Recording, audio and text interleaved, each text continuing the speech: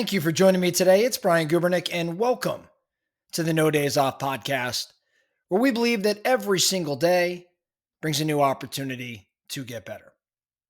You must create your own definition of success. Otherwise, you're just chasing what society creates for you. This is a quote I heard the other day, and it's had me thinking about my own definition of success and where and when in my life I have failed to define it. And as a result, I've been chasing what society or others created for me. Most of us are chasing success and we're chasing this idea of more, this game of more, and we're not oftentimes stopping to ask whose version of success are we actually chasing? We end up in this default success is what I'll call it, or at least society's default definition. And what is the default definition? It's the fancy car, it's the job title, it's the followers, it's the appearance that you're living a life of luxury, it's a big house. And I think that this is incredibly dangerous. It's kind of on the heels of a conversation we just had in a previous episode about the bot status exercise, which is really about asking the question, would I buy this thing if I could not show it to anyone or tell anyone about it? Would I buy whatever it is that's in front of me if I could not show it to anyone or tell anyone about it?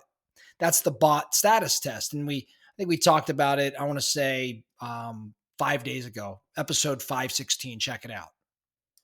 But that's kind of where that big house, fancy car, job title, that default success definition, that's where it lies. And it's dangerous. Why is it dangerous? It's because it's externally driven, not internally driven, but externally driven. It can lead to burnout. It can lead to comparison. It certainly can lead to emptiness and even some regret.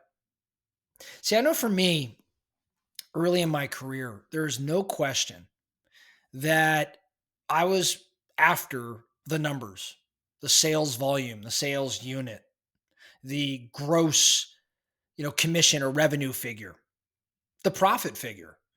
I was very, very, very much driven by the scoreboard. And to be clear, I am still driven by the scoreboard. But my definition of success at that time was purely the scoreboard. It wasn't what the success or the money could do for my family or for charity. It wasn't about influencing people in such a way that it helps them get to where they want to go. It wasn't that grander vision that exists today. It was very much a scorecard or scoreboard item for me. And I learned that chasing that definition of success and then later realizing it wasn't really what I wanted, it was very unfulfilling. The goalpost continued to move. There was never going to be enough.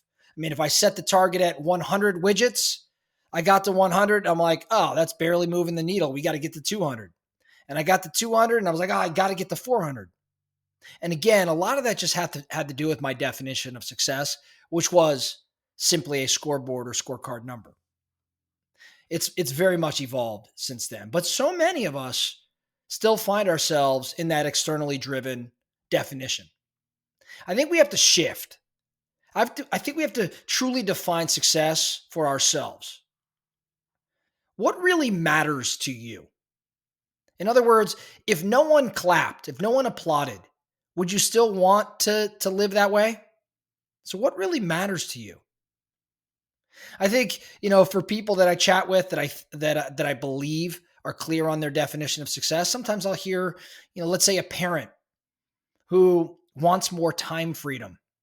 And with that freedom, they could spend time with their family, having experiences. I think that's a pretty clear definition of success. Or an artist who values creative integrity over fame. And they're very clear on that. Not just an excuse, but they're truly clear on their desire for creative integrity. I think that's a fine definition of success. Or the business owner who ultimately values impact over revenue. That's a very clear definition of success, and it's not necessarily externally motivated. Success is personal, as is the case here in these examples. It's personal. It's not universal. And again, society's definition can sometimes appear to be a universal one. I think the risk here that we run, the danger, is that we could climb the wrong ladder. It's like climbing a ladder. Let's hypothetically say we're climbing a ladder and we're climbing that ladder for 30 years only to realize it was leaning against the wrong wall. Wow. How would that feel? Unfortunately, too many people, especially in the United States, learn that lesson all too late. I think people feel stuck sometimes and they feel disillusioned because they never define what their wall actually was. So they climb the ladder, leaning against whatever wall happens to be there.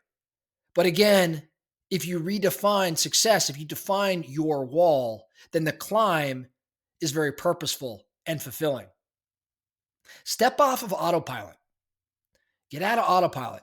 And I want you to ask, am I chasing this because I want it? Or am I chasing it because someone told me I should want it? That's a whiteboard question for me. That's when I sit down and write at the top, am I chasing this because I want it or because someone told me I should want it? And I'm just sitting there and I'm thinking about that one. And I'm being honest with myself. I could tell you if I go back in time and I did an exercise like this, I found that I was chasing it because I wanted it for sure. I definitely wanted it. I wanted the feeling, the success, the accolade, the win. But I also was told by others that maybe I should want that. And I had to redefine that success and ultimately get to, a clear definition that was more fulfilling.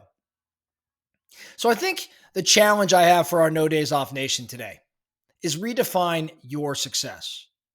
What does success look like for you personally right now? I think the moment that you define success for yourself, the chase becomes so much more meaningful and the destination actually becomes yours. So again, take some time today.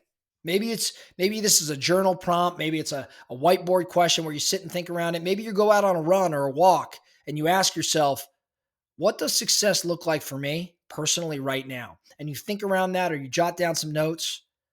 I'm curious how that might compare to how you were defining success at the very start of this episode. That's all I have for you today, the No Days Off podcast. Thank you so much for listening. And remember, every single day brings a new opportunity to get better. So let's get after it.